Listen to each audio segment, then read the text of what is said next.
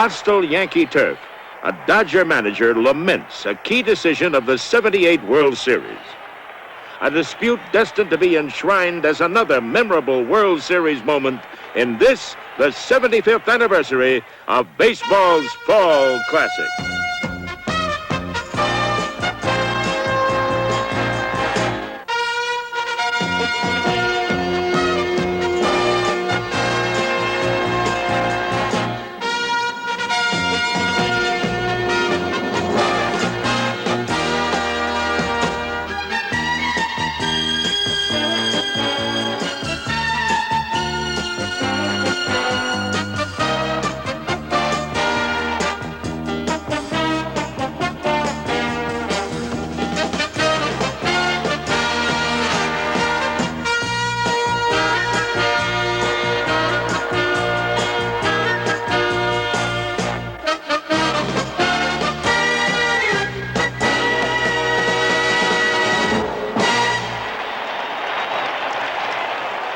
These Dodger faithful came hopeful that the miracle Yankees and their new manager, Bob Lemon, would be subdued at last and that 1978 would bring redemption for their Dodgers and Tom Lasorda.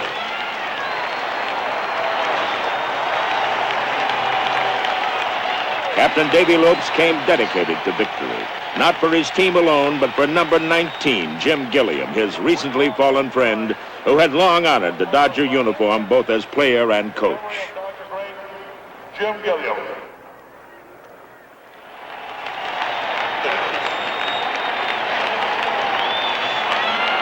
The fact that second baseman Davy Lopes had a superlative playoff series against the Phillies with 5 extra base hits was not surprising. Come on, Davy! Manager Lasorda and Dodger fans all believed that Lopes was the ignition that made the Dodgers go. One for the devil, Davy. But now at age 32, newfound power merged with speed. When Lopes launched his second home run of Game 1, he proved that sometimes he was not only the Dodger ignition, but the accelerator as well.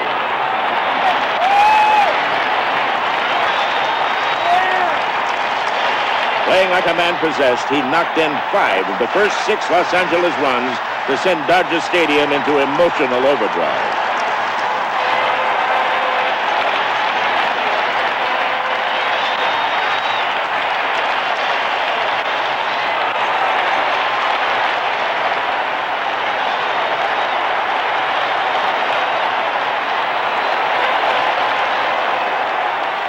After a subpar regular season, Dusty Baker's bat came to life in Game 1. Leading off the Dodgers' second against Yankee starter Ed Figueroa, he connected for the first run of the game. It was the beginning of the end for the Yankees' 20-game winner, and the first of 3 hits for the rejuvenated Baker, whose power had slipped from 30 to 11 homers in 1978.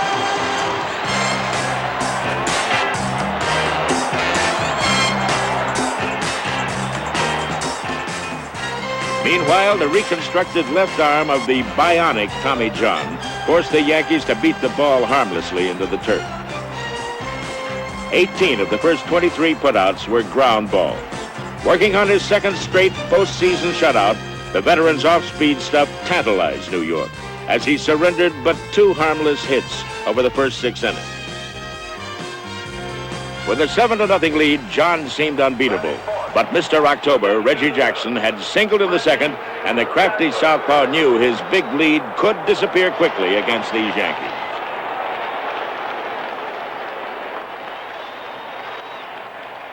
Tiring, John got a 3-1 pitch up and out, way up. The blow's distance more than its consequences seemed to embarrass John. But the moment belonged to Reggie, who had now hit 6 home runs over his last 4 series games, breaking Yankee immortal Lou Gehrig's World Series record. When Tommy John weakened, another Port-Sider, flame-throwing reliever Terry Forster, came in to strike out 3 of the 5 hitters he faced. He ended it with back-to-back whiffs of Paul Blair,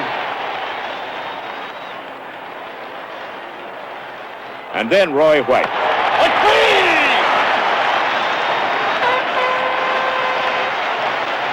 With an 11-5 victory, Tommy Lasorda was exuberant. His Dodgers now led 1-0. Game 2, Dodger Stadium, where a healthy catfish hunter is a different pitcher than the man the Dodgers humbled last year. He coaxes a 2-1 lead into the 6th as he pitches against an old nemesis, Ron Cey.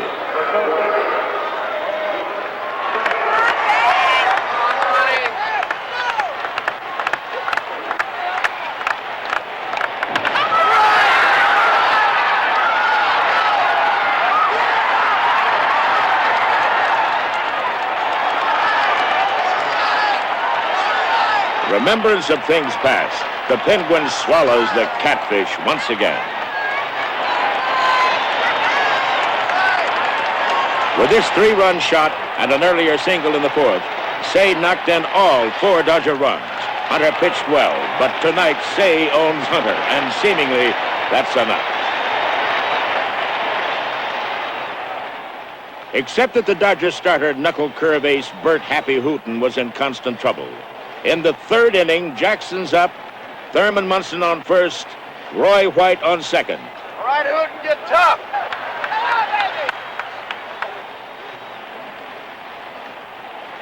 Jackson slashes a double to right. Reggie Smith bobbles the ball, allowing both runners to score.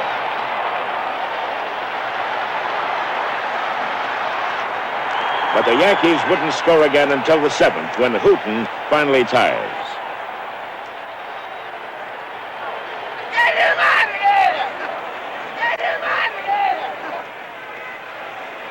How you throwing, Happy? Throwing good. I just trying to get the ball down that time. Still throwing good. You're still throwing good, huh? First 2, 3 in it. Yeah, well, That's a fact. it's only natural. Bringing that in for series, I guess. Beg pardon? They're just bringing that in for the series. You guys can all stay here all Oh, the I time. didn't know the rule on that. What is I know that? you didn't. I say that's Yeah. they're going to How's your brother Sats, though? Stats? Yeah, Hatch, yeah. You want to be a pitcher? Well, I haven't decided yet. Okay. I mean, this is the World Series. You got to give me a little time. I got to make a decision here. But what do you think I should do? Take him out or leave him in? What you do? All right, I'm going to take him in. Who? Forster, the left-hander. Your second, please. Coming in the pitch for the Dodgers. A Yankee run in the 7th makes it 4-3 Dodgers.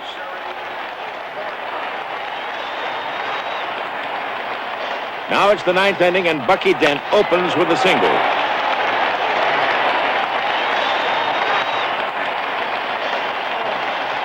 But Dodger fans seem unfazed. Enter wunderkind Bob Welch to center stage. A 21-year-old flamethrower just 1 year off the college campus. Reggie Jackson digs in. A classic 9th inning confrontation. Bucky Dent poised at second. Paul Blair at first. 2 out. Mr. Cool, the kid with only half a season in the majors, against Mr. October, a 12-year veteran.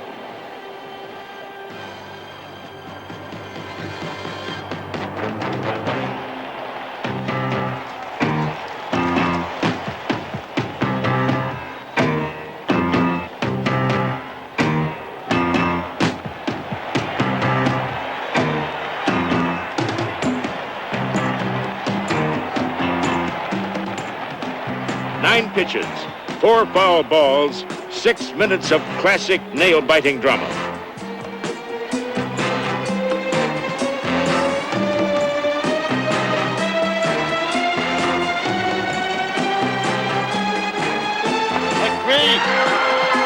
Strike 3. The Dodgers win 4-3. Delirium, ecstasy, anger, frustration.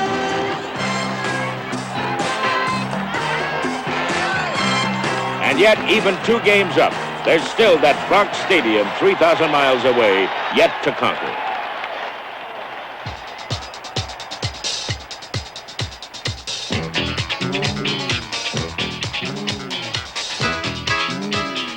Baseball fever. From the West Coast to the East, 40 million fans came out to the ballpark to catch it all year. And in New York, the Yankee fever was still alive. Over 2 million fans witnessed the incredible comeback all season. Now everyone wanted to see if the Yankees could do it again.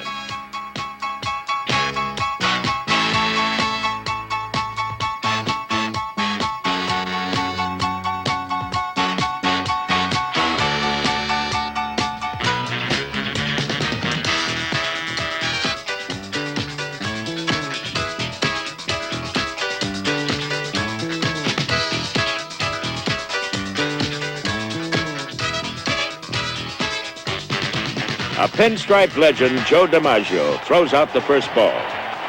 Down 2-0, New York fans hope for the kind of comeback that has become the trademark of the '78 Yankees. In Don Sutton, the Yankees faced a pitcher with the most wins in Los Angeles Dodger history.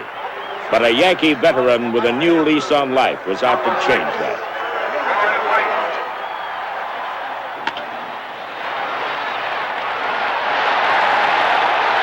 In a day of free agents and changing faces, Roy White has spent 14 years in Yankee pinstripes. His homer in the first off Sutton was a reminder of just how much this quiet man has meant to Yankee continuity.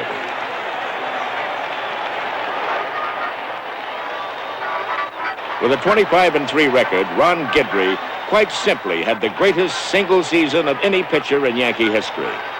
But in Game 3, Guidry and even Dodger hero Davy Lopes were reduced to supporting players when the Yankees' Greg Nettles gave a pulsating, definitive seminar on the art of third base play. Watch.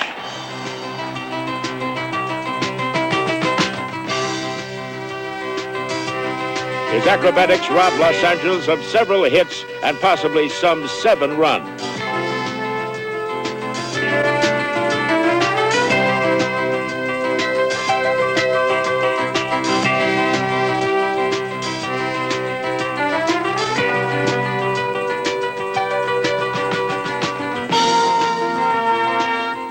With uncanny baseline smarts, Nettles performed his whirling dervish act not once, but twice with the bases loaded. Bob Lemon, quote, "In 41 years, I've never seen anyone play third base better than that." Reggie Smith, quote, "Nettles' performance was the turning point of the series." Best of all for the Yankees, Nettles did it when they desperately needed a win. When Guidry, by his own admission, left his fastball in a bullpen. Houdini couldn't have done it better. It's said the test of a great pitcher is to win without his best stuff. Louisiana Lightning went the route while walking 7 and striking out only 4. But the Yankees won 5-1 and now trailed the Dodgers by only 1 game.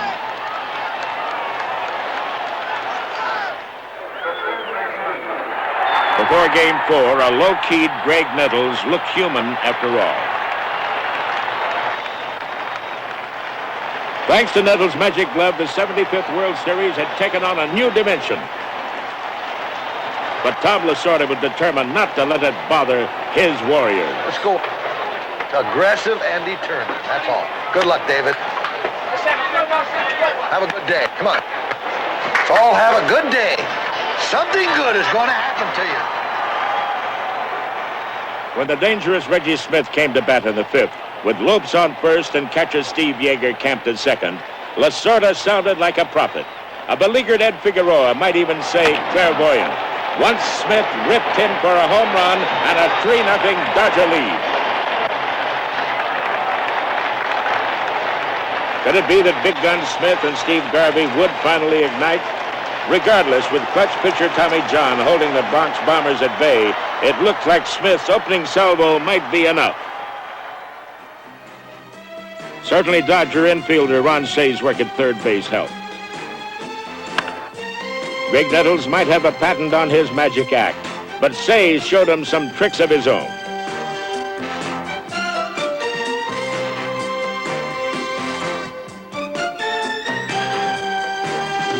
Since the Dodgers' play at short and second had been less than spectacular, Say's proficiency at third and Steve Garvey's at first were critical. The Penguin might waddle, but he gets the job done. The Dodgers held their 3-0 lead into the 6th. But then White singled to extend his postseason hitting streak to 9 games, and Munson walked. Then Reggie Jackson stepped in. Jackson had planted a Tommy John fastball over 400 feet in Game 1. This time, he stroked a clean single to right. A determined Roy White scored, and the Yankees were on their way back. Reggie on first, Thurman Munson on second, and Sweet Lou Piniella at the plate. Tommy John trying to hold a 3-1 lead. The stage is set for the biggest play of the series. Russell drops the line drive, gets the course at second, but hits Jackson with a relay to first, and Munson scores from second base.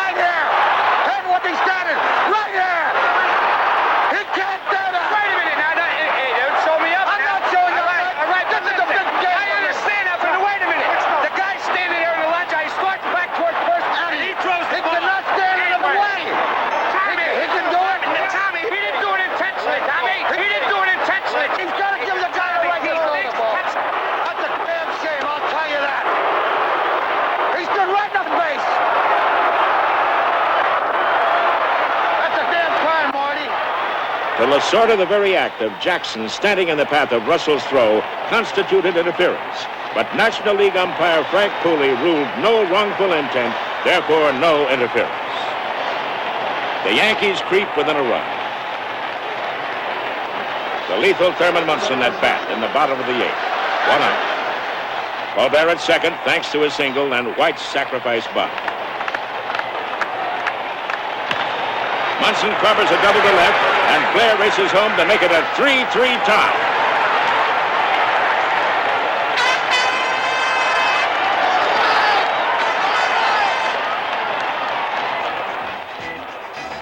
Rich Gossage, whose tireless right arm keyed the Yankees' late-season comeback, makes his second strong relief appearance of the series.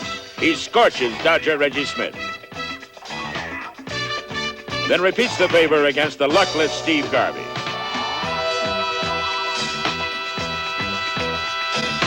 Dodger wonder boy Bob Welch matches the Gossage heat. He burns Nettles. A hurting Chris Chambliss feels the flame. Then it's pinch hitter Jim Spencer's turn. Extra innings, middle of the 10th. Still 3-3. Welch fidgets because Jackson has singled, moving Roy White into scoring position. Reggie, who had been humbled by Welch in Game 2, calls time to give some advice to Lou Piniella, the next man up. Jackson returns to first base as the partisan crowd pleads, Lou, Lou, Lou.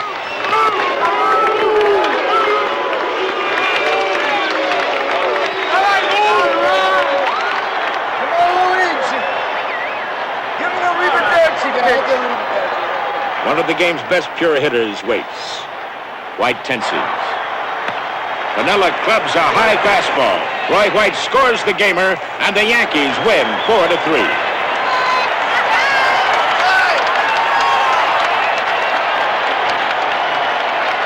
And the team that has returned from the dead so many times this year has done it again to deadlock the series at 2 games apiece. Poets say as the moon waxes and wanes, it plays funny tricks, even in World Series games. Watch. Spikes high, breeze on by, but never say die, here's mud in your eye. If you find yourself all alone, crawling, crawling, crawling home, hey, don't moan, you're not alone. Hold the phone. When you're in the middle of your action, sometimes it's smart to change your traction and get a different type of reaction. Going places, feet and faces, meeting in the strangest places.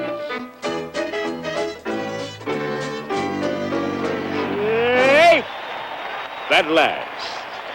Poetry on the base paths, sometimes comic.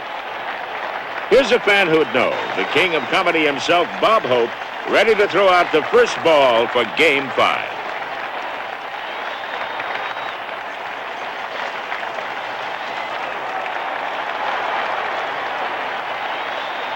With the series tied, Game 5 had to be the biggest challenge of young Jim Beatty's life. With 8 series hits already, shortstop Bill Russell put Beatty to a third-inning test. That man again, Davy Lopes on first. Russell gets his pitch. Lopes motors all the way from first. The throw is late, and the captain, who's played his heart out, scores to put the Dodgers ahead 2-0. Munson struggles to get his aching legs upright. Nothing new here. The man's played hurt all year. This grit symbolized the spirit of the incredible Yankee team comeback in 1978. Yankee stars had to play with pain over a long season.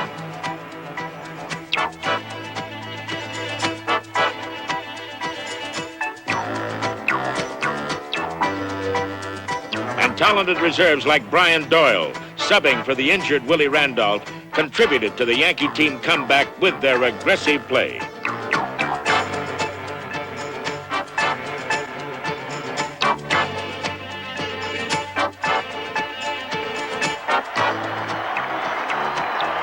May have been the hard way, but it was working. It wasn't really that close. You could have come in the other way, really. Make sure you're all right, Brian. We got plenty of time now. Get your breath. Hurt or not, the Yankees never gave up, as Thurman Munson proved. Just when it looked like an injury might force him to the bench, the Yankee captain exploded with 5 RBIs in 1 game.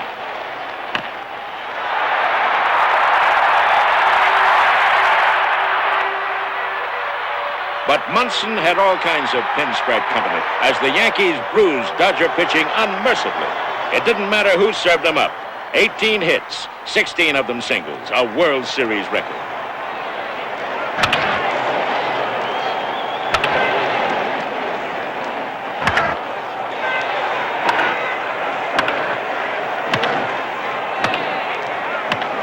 Batting ninth, shortstop Bucky Dent slapped 3 hits and continued in the World Series what he had begun in postseason play.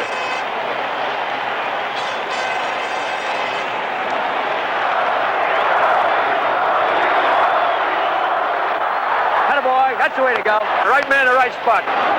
Attaboy. And if Bucky Dent was pleased, then Jim Beatty had to be ecstatic. The former Dartmouth basketball star had come far since that tear-filled June day when he lost to the Red Sox and was shipped to the minors. When he grabbed Bill Russell's comebacker to end Game 5, he had pitched his first complete Major League game ever and sent his team back to Dodger Stadium with a 3-2 series lead.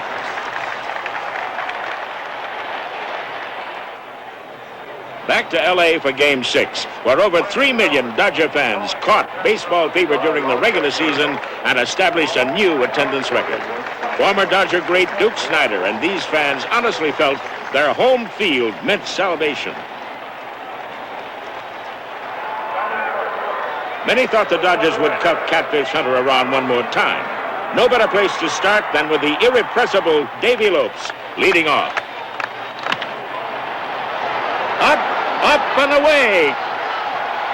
Goodbye. The Catfish looked like he might be in for a quick hook when Lopes homered. They could only hope that their captain had finally righted the listing Dodger ship.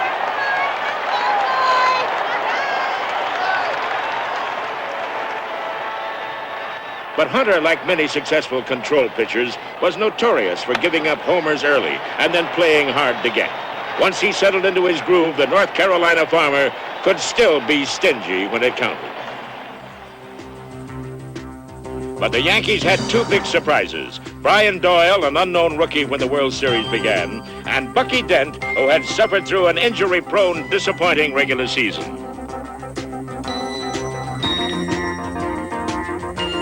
Although batting 8th and 9th in the order, Doyle and Dent produced 17 base hits. And defensively, they flat outplayed the Dodgers up the middle, no question.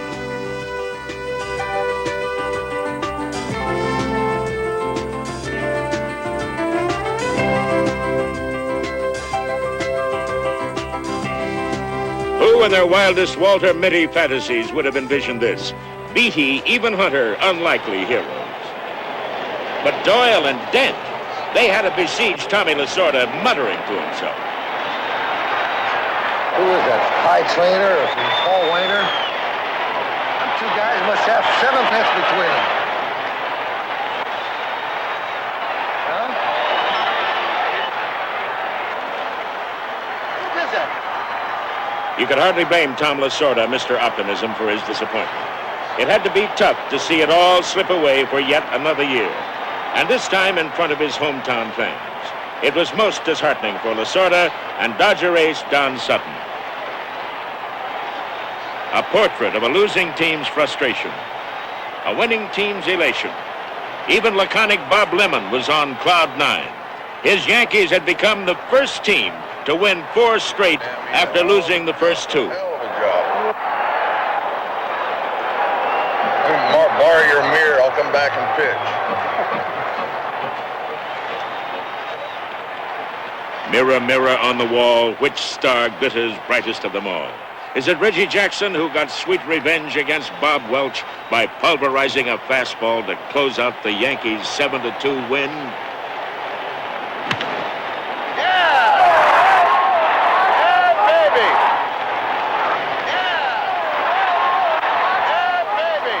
Granted, Mr. October lived up to his name, but in this 75th anniversary of the World Series, there were other stars who glittered brightly as well. Captain Davy Lopes bedeviled the Yankees with his newfound power stroke. Other Dodgers also sparkled, most notably Ron Cey, whose defensive gems and timely swings gave the Dodgers an early edge. But once again, the Yankee stars eclipsed the Dodger victory hopes. Sparked by the play of Craig Nettles at third, the 78 Yankee mirror caught the light of other heroes.